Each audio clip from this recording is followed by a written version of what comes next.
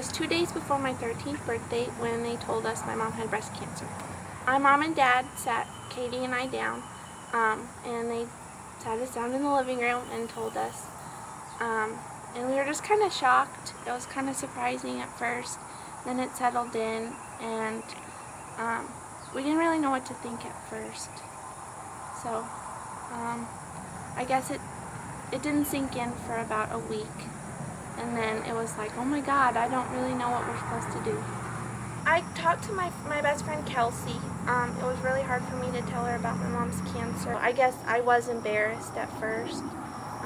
Not because of my mom or anything, just I didn't want all the attention placed on our family. We knew what to expect, but each time was a little bit different. It got easier knowing that after 4 days she would be okay, but every 4 days was awful. It was just hard because she was grumpy all the time. She just slept pretty much all the time. She had no appetite. Sometimes they had to make her eat. I never gave my mom medication. That was my sister or my dad's job. But I would make her macaroni or spaghetti because that's all I know how to make. We'd bring her Jell-O, juice, just small stuff that you can microwave, or packaged stuff that's not hard to make at all. We did do more around the house. We had to vacuum, dust, which we hate doing. That was another hard part, was we were lazy. I was 13 and Katie was 17, and that's just not a time when you want to do housework.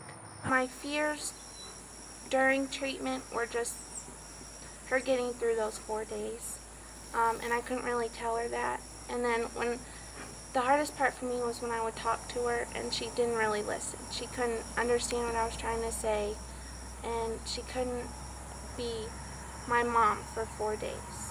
And it was like we switched roles, and like Katie and I had to be there for her, and she couldn't be there for us. After 4 days, my mom was back to normal. She made breakfast, she took us to school, and she tried really hard. The 5th day I know was hard for her because she wanted to stay in bed and sleep, and she didn't want to eat, but she was strong for my sister and I, just to make sure that she was our mom as much as she could be.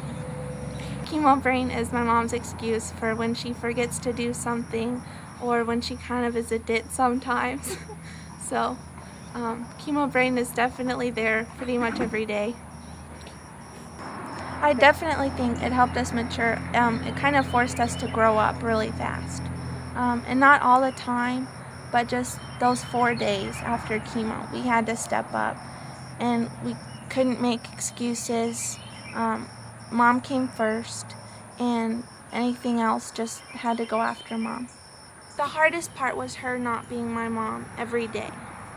And just when I say her not being my mom, it's just like she couldn't make my mashed potatoes like I like them. She couldn't come tuck me into bed. She couldn't take me home from school. She couldn't take me to school for the 4 days after chemo. My sister and I talked a lot.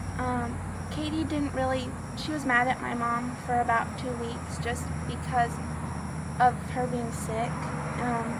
She didn't really know what to do or how to look at my mom. And for 2 weeks they really didn't talk. So Katie talked to me, and we just talked about school, just everyday stuff, and we were like each other's escape. We just talked about normal stuff and not about my mom, because everyone would ask about her. We would just go in a room and watch TV with her. We would just talk to her. We would make her get out of bed sometimes and just walk around. We'd eat breakfast on the front porch. We'd go riding, just go for short walks, bring neighbors over to say hi, and just try and take her mind off things. Yes, as a family, we're definitely much closer. We talk about everything now versus like before. Katie and I would talk about our own stuff, and we'd talk about our own stuff with Mom, but now we're pretty much all open. We talk about everything with the 3 of us, and it's really fun. I'm closer to being able to deal with almost anything.